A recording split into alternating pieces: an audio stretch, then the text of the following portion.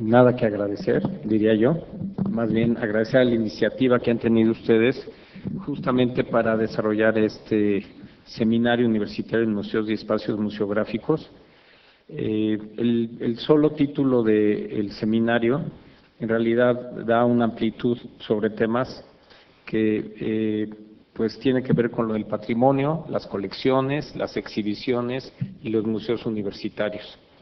De alguna manera esto está también vinculado a la arquitectura y al manejo del espacio, y particularmente en este caso yo voy a hablar sobre ciudad universitaria.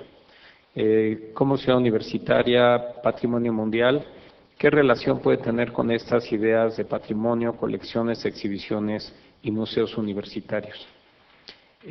Para nosotros es un gusto también que ustedes hayan estado de acuerdo en que el seminario se llevara a cabo aquí en el MUCA. El MUCA es de estos espacios que tienen la característica de ser un sitio icónico, pero que a lo largo de la historia de la universidad también han tenido varios vaivenes que ponen en realidad en tela de juicio, uno, la importancia del museo, otro, la importancia del carácter del museo como tal, o sea, Museo de Ciencias y Artes, y otra, la pertinencia de la ubicación del museo en toda la ciudad universitaria.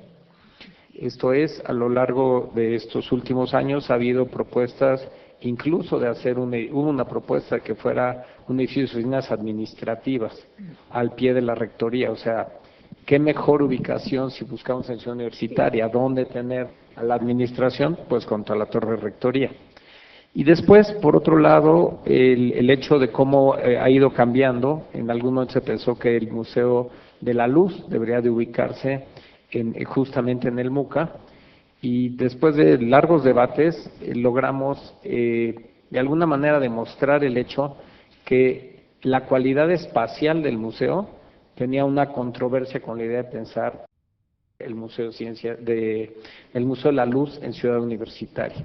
Por otro lado, también este intercambio que se nos va dando, porque de pronto decimos científico, esto es un museo de arte, y cuando nosotros queremos hablar sobre los museos, siempre queremos conservar tanto el programa museístico como un carácter particular, y justamente el MUCA tiene la posibilidad, por su cualidad espacial, de ser un museo justamente para poder recibir prácticamente cualquier tipo de exposición.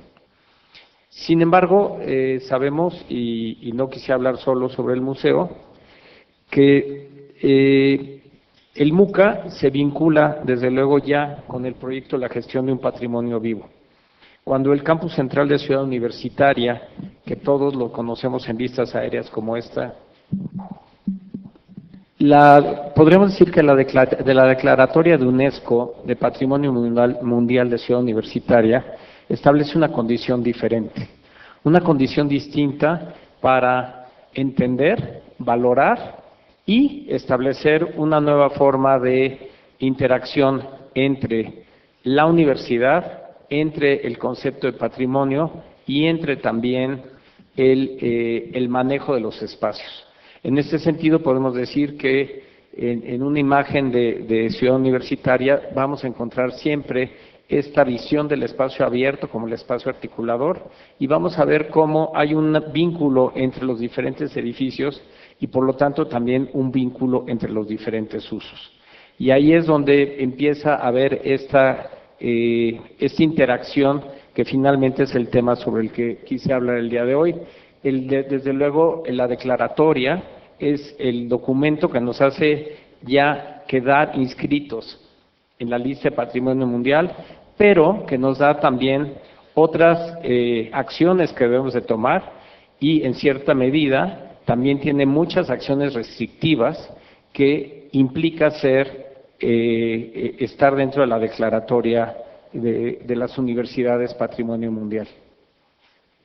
La Declaratoria de Patrimonio Mundial, sin embargo, no está dada exclusivamente por la arquitectura o no está dada exclusivamente por el contenido de los universidad, sino que estos son los criterios por los cuales fue declarada representar una obra maestra del genio creativo humano.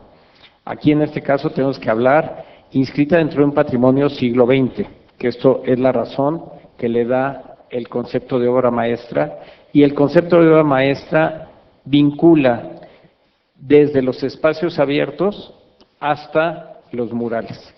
Vincula desde el espacio físico hasta las personas. Vincula desde la referencia cultural de la UNAM, desde el punto de vista de una imagen de México y su cultura, pues aparece rápidamente en la Biblioteca Central, pero esta es nada más la imagen. Pero ¿qué es lo que está detrás de la imagen? En realidad, hoy lo que tenemos que trabajar es que Ciudad Universitaria no es un museo, no es un patrimonio vivo, por decir que somos muchas personas las que estudiamos o trabajamos aquí, sino que tiene que ver con el entendimiento de estos criterios. El segundo fue testimoniar un importante intercambio de valores humanos a lo largo de un periodo de tiempo o dentro de una área cultural del mundo en el desarrollo de la arquitectura, tecnología, artes monumentales, urbanismo o diseño paisajístico. Y esto pareciera que podríamos tomar tan solo, digamos, la carcasa de lo que es Ciudad Universitaria. O sea, desde luego es un gran ejemplo del urbanismo del siglo XX. En aquel momento, por ejemplo, no había arquitectos paisajistas. Por ejemplo, Luis Barragán, se le ha tratado de decir que Luis Barragán fue quien desarrolló los proyectos de los espacios abiertos de Ciudad Universitaria. En realidad había un paisajista, le pueden llamar Cuevas, y Barragán aparece, pero Barragán aparece como alguien que está siendo un proveedor, no aparece como el diseñador de un espacio, y quizá en este aspecto de proveer también estaba la parte del diseño. Sin embargo, si se trata de documentar esta información, Luis Barragán no aparecerá como todos quisiéramos el diseñador, o sea, tenemos que decir Pani del Moral y Luis Barragán, o sea, como que siempre queremos asociar, desde el Pritzker, por supuesto, con más razón queremos asociar a Luis Barragán, pero Luis Barragán sí participó, pero en una escala diferente que la que quizá podemos nosotros imaginar. Otro aspecto también es que dentro de un área cultural del mundo, en donde nosotros mostramos la transición de lo que en realidad es ser mexicano, la realidad de este mundo prehispánico, de este mundo independiente, y después poder hablar del mundo moderno. Eso es en realidad lo que nos caracteriza un área cultural, lo que quiere decir que el área cultural es enorme. O sea, no estamos hablando de un punto en la historia o de un punto dentro de la cultura de México. Y desde luego, el criterio 4, ofrecer un ejemplo eminente de un tipo de edificio, conjunto arquitectónico, tecnológico o paisaje que ilustre una etapa significativa de la historia humana. Y aquí viene lo de patrimonio vivo, porque cuando nosotros vamos a un sitio arqueológico, el sitio arqueológico finalmente lo queremos detener en el tiempo. Y cuando nosotros hablamos de Ciudad Universitaria, lo que nos damos cuenta es que Ciudad Universitaria, punto número 1, nunca fue un proyecto totalmente terminado. Haciendo una documentación de lo que en realidad fue el proyecto de Ciudad Universitaria, no se tenía la idea clara ni siquiera de todas las escuelas que iba a haber o de todos los requerimientos que iba a haber, porque finalmente cuando hablamos de un programa arquitectónico, lo que se hacía era construir el programa arquitectónico en base a la experiencia que en ese momento se tenía. No se construye un proyecto que, digamos, programáticamente va a requerir todo esto, sino que entonces Ciudad Universitaria crece y crece hasta la fecha de la declaratoria, porque valdría la pena señalar que el Banco Interamericano de Desarrollo, por ahí de los 70s, le otorgó a la universidad un apoyo, un financiamiento importantísimo en donde se construyeron nuevas bibliotecas, nuevos laboratorios, pero estamos pensando en la universidad como cómo podemos aumentar, por un lado, los espacios dentro de Ciudad Universitaria para prestar un mejor servicio educativo, de investigación y de difusión de la cultura. Entonces, tenemos que entender que hoy sigue siendo parte de este proceso permanente en el que se encuentra la universidad. Esto también tiene que ver con que incluso de que se hizo la declaratoria a la fecha, hay nuevas perspectivas. Y las nuevas perspectivas, curiosamente, tienen que ver no solo con el inmueble, tienen que ver con los usuarios, tienen que ver con las personas. Porque lo que nosotros necesitamos hacer hoy en día es que todos aquellos que somos transeúntes en estos espacios, tenemos que encontrar el valor de estos espacios en relación con la ciudad universitaria. Esto es, no es un parque público, no es una calle, no es el parque de barrio. Sin embargo, estos elementos que se dan en los espacios abiertos de Ciudad Universitaria son lo que permiten establecer un vínculo entre el hecho de que no es un patrimonio estático y que estamos cuidando para poder mostrarlo, sino que es un patrimonio que vivimos todos los días. Y que tiene además la curiosidad que lo vivimos todos los días en la misma edad de la vida, porque tendríamos que decir que el número de estudiantes siempre tienen esa misma edad. Esto es, a diferencia de las ciudades, que esto es un factor fundamental en el manejo de los sitios patrimoniales. Las ciudades del mundo que son caracterizadas ya como patrimonio mundial, sabemos que tienen terribles problemas de gentrificación, por ejemplo. De los más famosos está Barcelona, en donde la gente de Barcelona ya no vive en Barcelona, rentan sus departamentos en Barcelona y ellos ya viven en sus chalets afuera de Barcelona, porque todo el mundo quiere llegar a vivir en Barcelona en un departamento y sentirse que están, ahora sí, el Airbnb famoso se comió Barcelona, y entonces lo que pasa es que el proceso de gentrificación nos hace ver, digamos, una Barcelona que sí está habitada, pero no por sus propios habitantes. Ciudades que se han salvado y que han tenido un mayor tiempo de distancia en tener este descubrimiento puede ser, por ejemplo, si hablamos de Lisboa. Lisboa durante mucho tiempo se dijo que era la joya escondida de Europa, pero también Lisboa tuvo más tiempo de ver los procesos que estaban pasando en otras ciudades, por ejemplo, el caso de Barcelona, y sin embargo Lisboa, yo ya tengo varias informaciones de que también están empezando a desplazar del centro histórico. La gente dice que aquí ya tampoco se puede vivir y entonces esto lo que significa es que cuando hablamos de musealizar o musealizar una ciudad, cuando pensamos que la musealización tiene que ver no nada más con el hecho del espacio físico, sino con el hecho que la ciudad es el espacio físico, más los usuarios, más los habitantes, nos damos cuenta que tenemos nuevos retos y tenemos que ver cómo atender estos retos como patrimonio vivo. Nosotros podríamos hablar, por ejemplo, un reto del espacio abierto es, si vemos cómo era Ciudad Universitaria y cómo han crecido los árboles, diríamos, los espacios abiertos de Ciudad Universitaria se modifican por la vegetación. Se modifican porque cambia la escala, cambia la proporción de los elementos, y nosotros también podemos detectar claramente que si algo nos vincula con este antecedente prehispánico es justamente la proporción y la escala de los elementos, que esto afortunadamente nada más hay que salir para verlo, ¿no? Estas grandes escalinatas que nos recuerdan la escala prehispánica de las grandes ciudades con espacios abiertos, en donde vemos cómo los diferentes desniveles van conformando también espacios con caracterizaciones propias, con el manejo de los materiales inertes y particularmente con la vegetación. Entonces podemos decir, ¿qué es lo que pasa con Ciudad Universitaria? Pues sí es un museo, pero podemos conservar, por ejemplo, todos los árboles en su condición original. No. Porque también habría que entender que dentro de este concepto, la conceptualización del espacio abierto, el movimiento moderno buscaba lo mismo que hablamos de un material y que el material tenga su propia. Podemos identificar el material por sus características propias y no por un recubrimiento. Lo mismo sucede con la vegetación. Entonces la vegetación es una vegetación que debe crecer y que debe llegar a sus tamaños en una forma natural. También tenemos desde el principio de Ciudad Universitaria, existen otros usos asociados a los espacios abiertos y asociados a este uso que le damos, ¿no? Entonces podemos ver desde cómo era la terminal de autobuses, en donde la terminal de autobuses, yo todavía en los años, a fines de los 70, me tocó estar en la terminal de autobuses, en donde los estudiantes simplemente esperábamos a que llegara el autobús vacío. O sea, ¿para qué subirte en un autobús y vas a ir de pie si el siguiente autobús, ahí estaba ahí? Entonces, era un espacio de interacción muy diferente, por ejemplo, de lo que es tomar el metro. o sumarse a un Puma Bus o subirse a un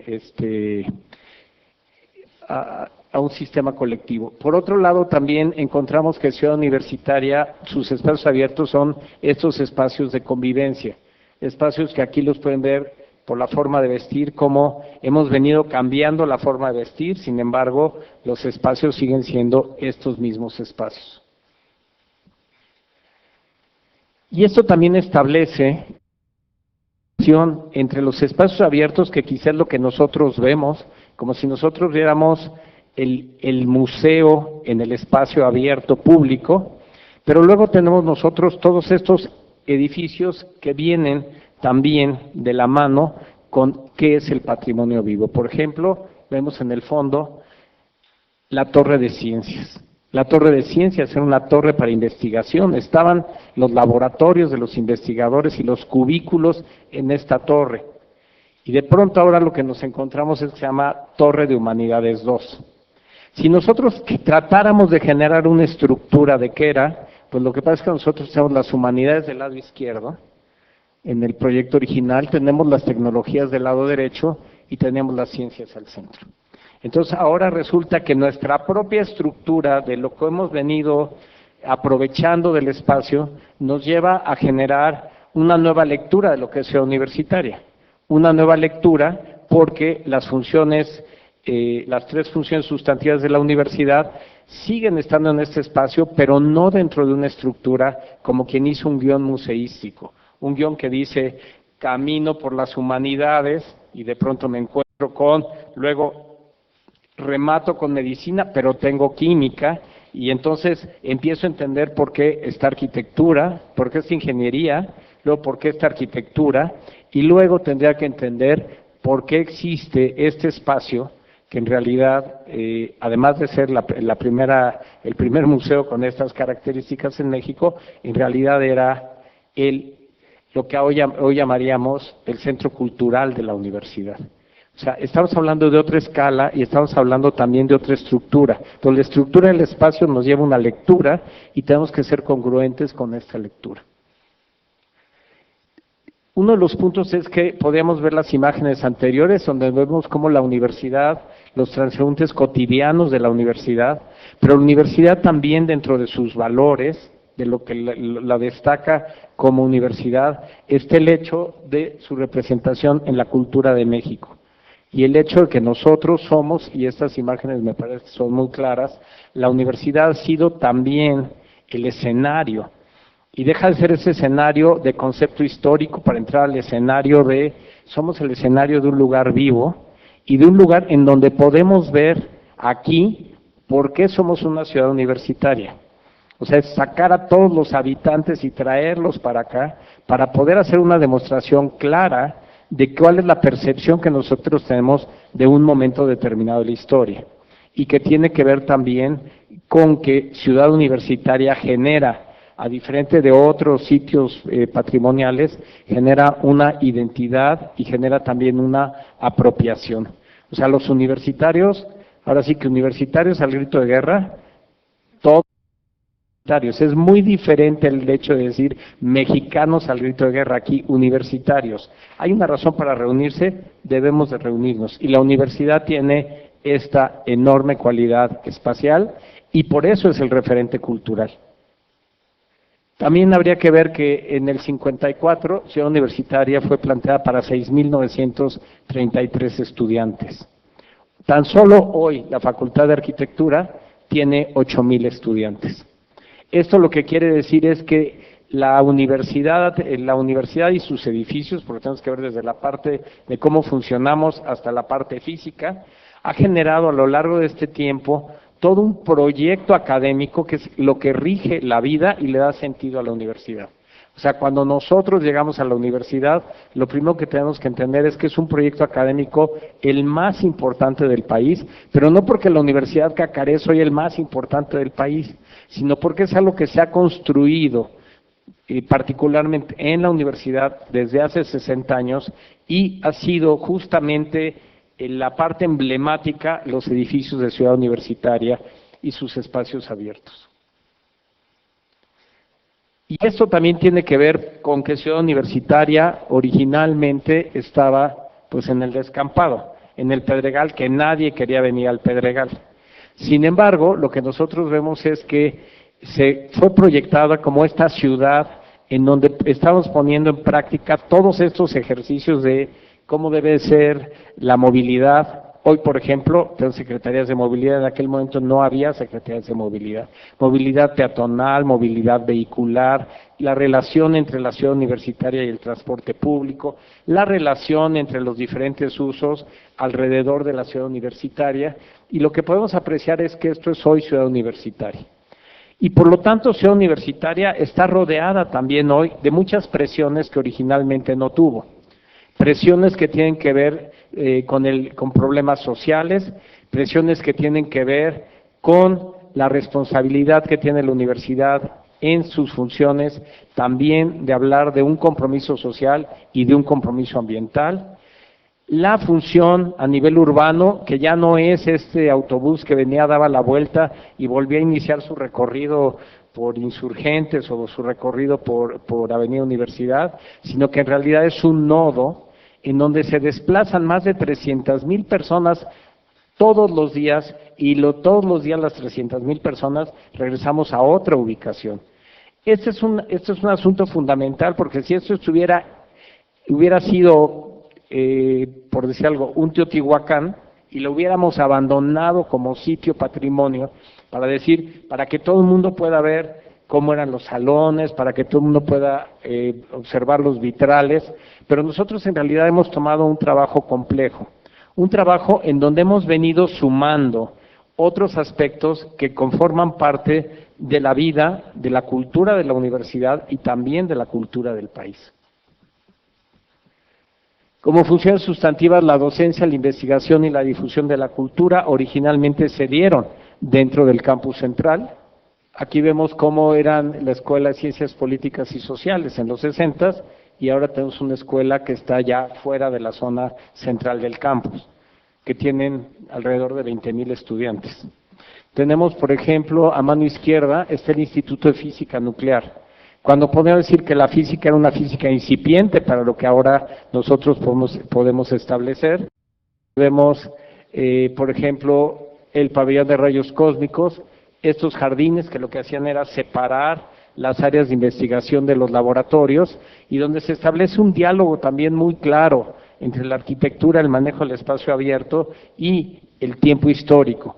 Sin embargo, cuando vemos a mano derecha, lo que nosotros estamos viendo ahora ahí, nos dice Instituto de Física, en realidad es una serie de partículas vertical, que está dentro de este espacio, en donde ya no tenemos esta relación de el jardín, la apertura del jardín, la función del instituto, sino que en realidad lo que hemos hecho es que hemos desplazado la investigación hacia la ciudad de la investigación por un lado, hacia la ciudad de investigación de las humanidades por el otro, y nos hemos apropiado de todos estos espacios para generar más espacios de educación.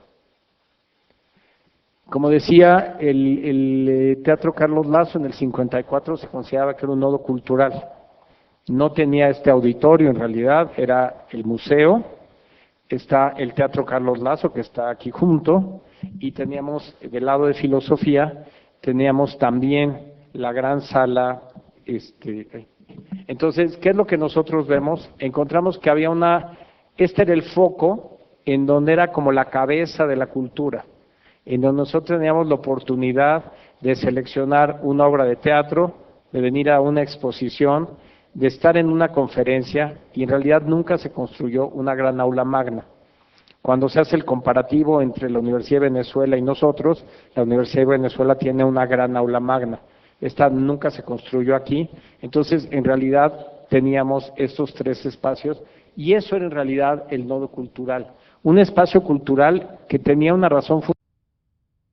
Es un momento también como de reflexión en este seminario, el que tenía una razón importantísima que estuviera aquí.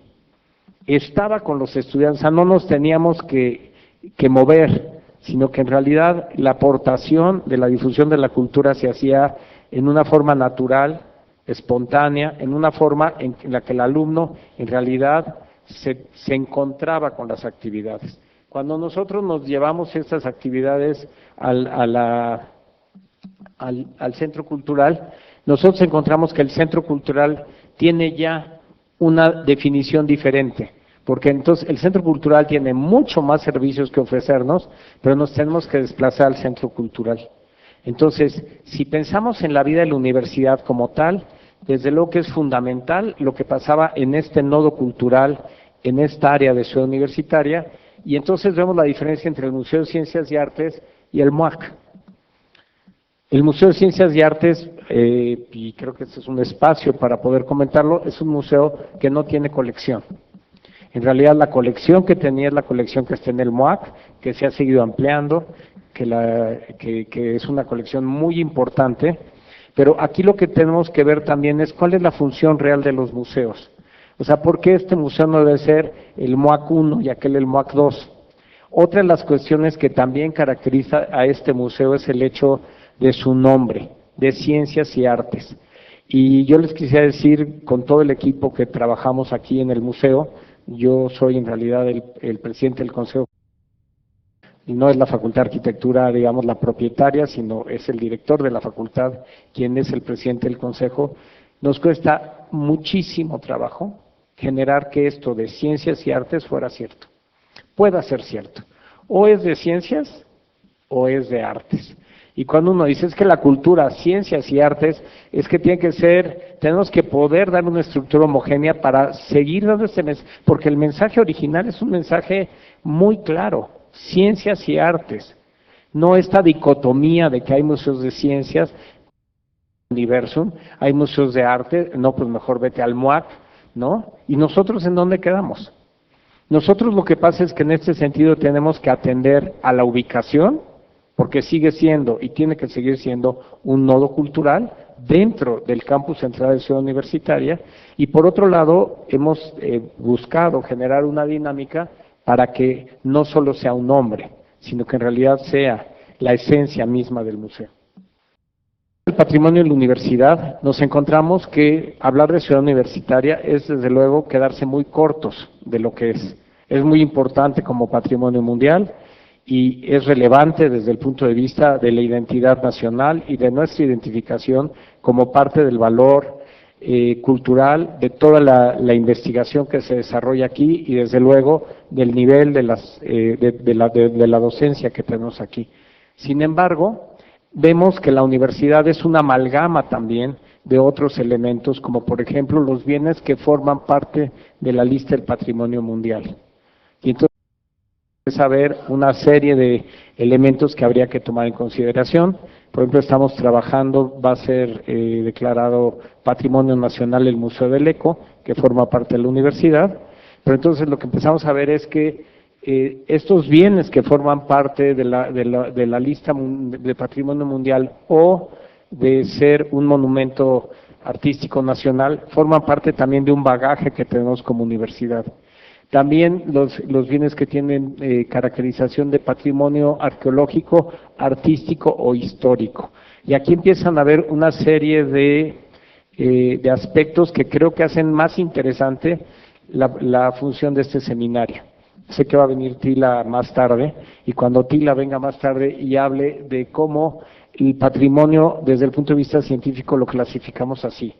Y cuando queremos compartirlo, no es que ese es un bien artístico, es que el bien artístico en realidad está haciendo referencia a la técnica, la época, y yo le estoy haciendo referencia a la pata, al ojo o a la nariz.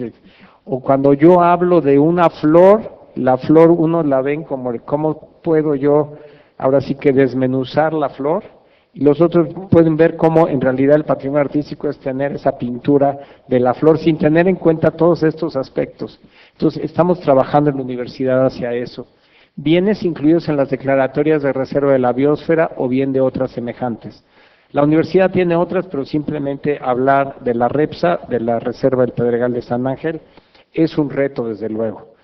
Hay muchas llamadas de atención, periodicazos incluso diciendo se están comiendo la REPSA.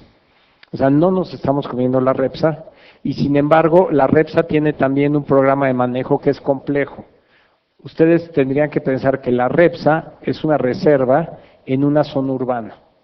Entonces, en el momento en que yo hablo de una reserva en una zona urbana, en el momento en que yo establezco que la reserva es un sistema ecosocial, porque ya está dentro de la mancha urbana, tiene que tener otras formas de acercamiento. Entonces, aquí también se tiene que construir, desde las diferentes disciplinas, construir estos conceptos para cómo manejar esta reserva como un sistema ecosocial y no como un sistema ecológico. ¿Cómo tenemos que construir esta articulación entre la reserva como un espacio aparentemente intocable y las actividades que nosotros realizamos? ¿Qué es lo que pasa cuando se empieza a incendiar la reserva? Entonces, no, pues hay que apagarla, pero si hay que apagar la reserva y junto hubiera un edificio de gran valor, lo más probable es que adiós reserva, vamos a recuperar el edificio y vamos a acabar con la reserva. Pero ahí vienen otros factores, o sea, las reservas, los lugares naturales tienen también un ciclo de vida en donde se queman, renuevan, cambian, y nosotros pensamos muchas veces en la reserva como si fuera un espacio estático, siendo que es un espacio totalmente dinámico. También la universidad tiene muchos bienes materiales que han sido declarados de interés cultural, y aquí hay ordenamientos desde el punto de vista estatal, local, y hay otros tipos, porque hay algunos muy especializados.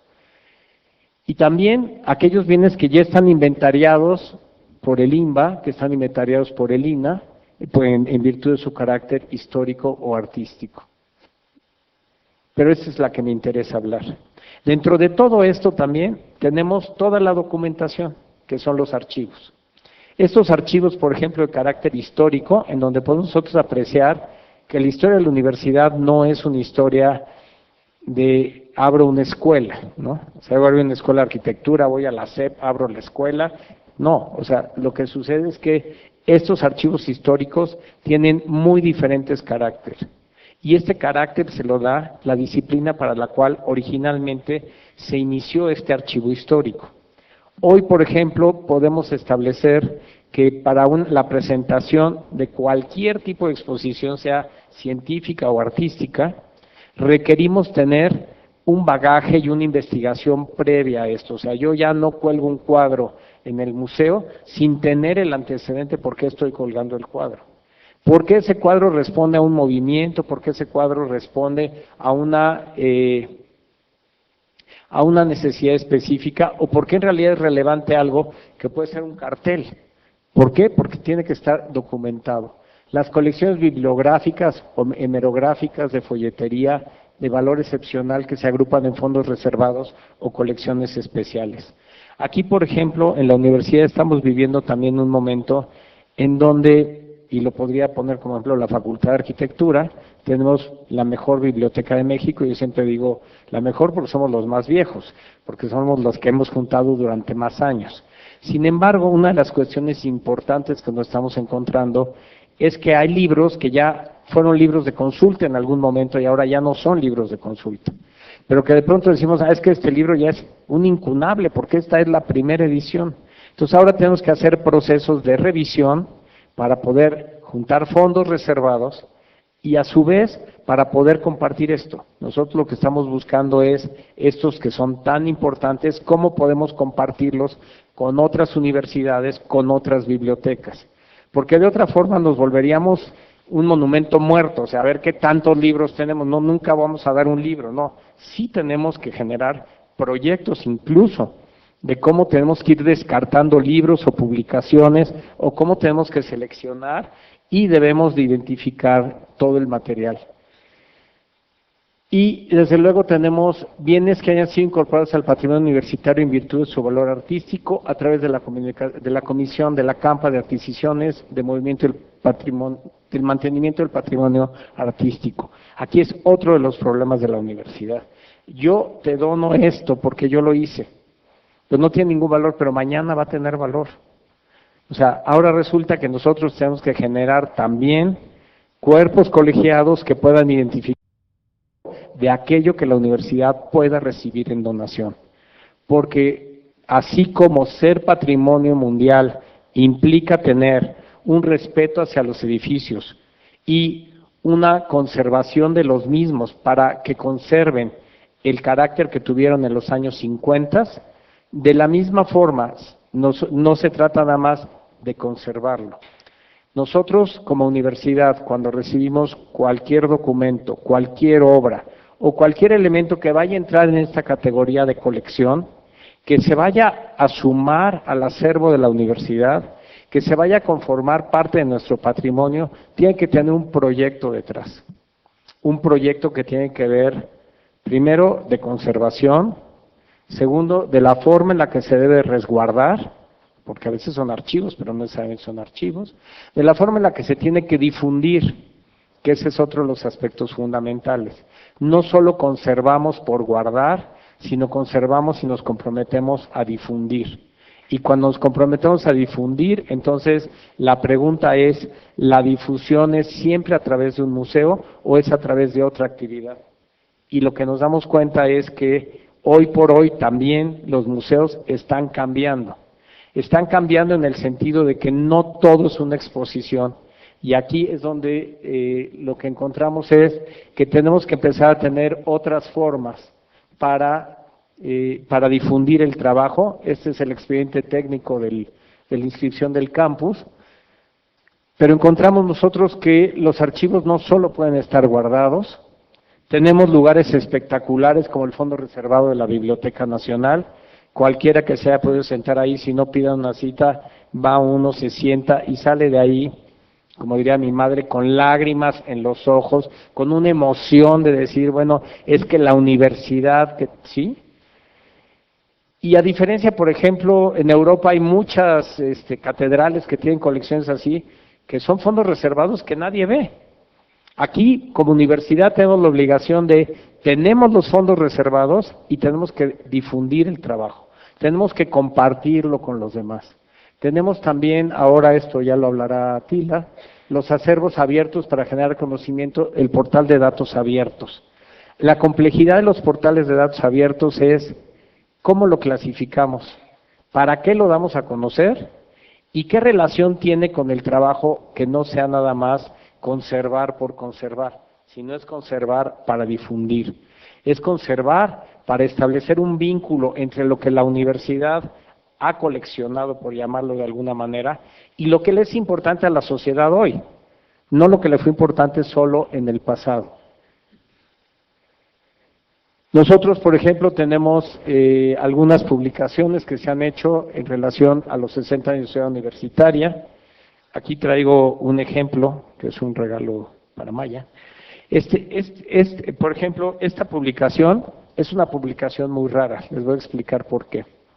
Porque dentro de la Facultad de Arquitectura y por los 10 años de la Declaratoria de Patrimonio Mundial, se decidió que íbamos a hacer diferentes estrategias para acercarnos a la comunidad de diferente forma.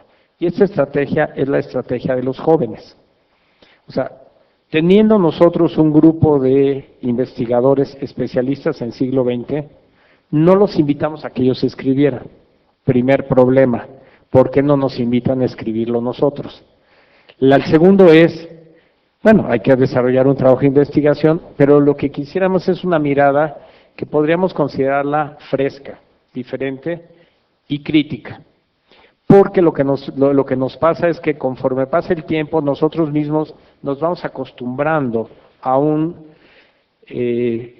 diálogo o a un discurso en donde ya hemos puesto todos los valores, los hemos acomodado dentro de nuestra propia estructura, que es una estructura que nos acomoda como patrimonio mundial, nos acomoda como dependencias universitarias, nos acomoda en nuestra relación con el INE y con el INBA, nos acomoda con nuestro presupuesto, pero creo que lo importante hoy es abrir ese espacio también para que los jóvenes nos digan qué es lo que ven, porque lo que pasa es que lo que nosotros podemos apreciar es el valor de Ciudad Universitaria a través de nuestra propia formación.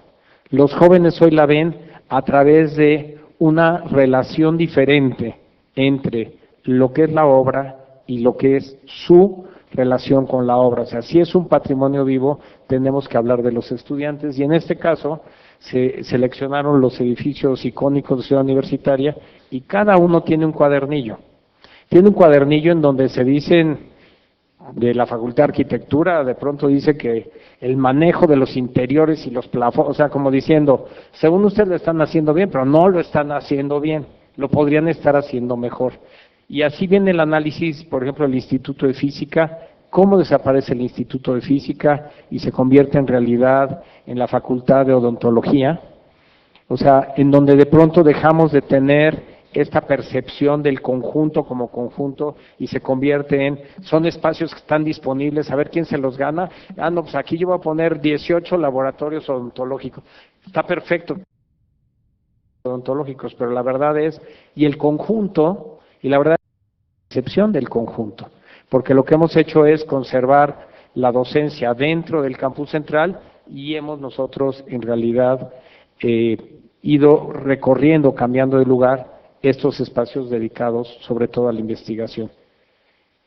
Esto desde luego para nadie es nuevo porque sabemos que las exposiciones son fundamentales, pero que llevan consigo y de la mano otra actividad adicional. Las actividades adicionales son quizá más importantes que las exposiciones, porque generamos la exposición el día de la inauguración, bueno, y aquí damos agua de Jamaica, y así se llena. O sea, si diéramos otra cosa, bueno, se superllenaría, pero damos agua de Jamaica y palomitas en muchas ocasiones. Y vienen para ver como de qué se trata y me tomo el agua de Jamaica. Pero luego necesitamos, en realidad, y creo que es algo fundamental en este seminario, generar una cultura de el regresar, de entender que la exposición no es algo que se mira y que lo que te llevaste bien, o que hoy se mira, se fotografía, me lo llevo yo, el cuadro predilecto me lo llevo ya en mi teléfono, o cosas peores de los alumnos de las escuelas que ahora ya se toman la foto y ya ni siquiera toman la ficha, porque ya la ficha ya está en la fotografía y ya qué más les puede pedir un profesor.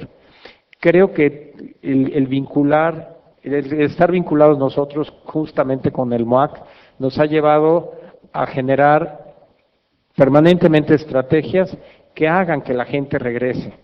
Estrategias que tienen que ver con cómo generar una novedad en la forma de exposición, cómo generar actividades que puedan permitir y llamar a la gente. Tuvimos una exposición que se llamó De todos, para todos, entre todos, ya se me va el nombre, De todos, para todos. Y esa exposición que en realidad estaba dentro de World Design Capital y que fue un ejercicio que desarrollaron Diseño Industrial, Arquitectura de Paisaje y Urbanismo, una de las cuestiones interesantes fue que dijo, se puede entrar al museo como quieras. Entonces entraron los niños, los perros, las bicicletas, y yo les quería decir que eso, en un sábado a la 1 de la tarde, de pronto dijimos, ¿qué hicimos, no?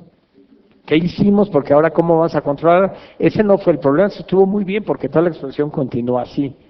Sin embargo, la siguiente exposición ya no se valía meter ni bicicletas ni perros. Pero esto lo que quiere decir es que se necesita seguir generando estrategias para seguir llamando la atención. En Ciudad Universitaria pensamos que es fundamental que todos los, por ejemplo, los murales se conviertan efectivamente en una guía. Tenemos la guía, la visita guiada que se da al campus central. Ahora, ¿qué es lo que necesita la visita guiada? Necesita tomar todos esos factores de los que yo hablé, los factores culturales, el tiempo, los materiales, porque necesitamos pasar de una descripción a una apropiación. Creo que lo importante para que Ciudad Universitaria se pudiera transmitir es generar una apropiación de este conocimiento y no que me digan está el sol, la luna, y si te fijas ese que está ahí abajo es Hernán Cortés, ¿no? O sea, sino que en realidad poder establecer por qué está Cortés ahí o por qué no está. También tenemos que entender que las nuevas generaciones tienen otras formas de comunicación. Tenemos que hacer un mayor uso de las tecnologías de la información y de la comunicación para la difusión. Tenemos que generar repositorios especiales sobre Ciudad Universitaria, que eso lo podrá hablar Tila, pero aquí estaríamos hablando de repositorios accesibles O sea, tenemos que generar primero un fácil acceso para que después ellos tengan interés en profundizar más. Y sobre todo, no podemos seguir viendo Ciudad Universitaria solo por por su espacio físico, sino que tenemos que divulgar la filosofía, el pensamiento colectivo que lo generó, y porque a través de los seguimos conservándolo en el campus central. Esto es, ¿por qué no hemos enrejado ya la Ciudad Universitaria si sabemos que los problemas están ahí? Justamente por esto. Entonces pensamos que lo importante, y con esto termino, es en esta superposición de imágenes, ustedes ven la universidad de los 50 y la universidad de hoy. No podemos pensar que la universidad fue en blanco y negro y hoy la universidad es en color. Tenemos que pensar que hoy debemos de pensar diferente y tenemos que acercarnos a las generaciones, a las nuevas generaciones con otras estrategias y con otras formas en donde sí podemos musealizar Ciudad Universitaria, pero siempre teniendo en cuenta todos estos factores de los que me permití exponer. Muchas gracias.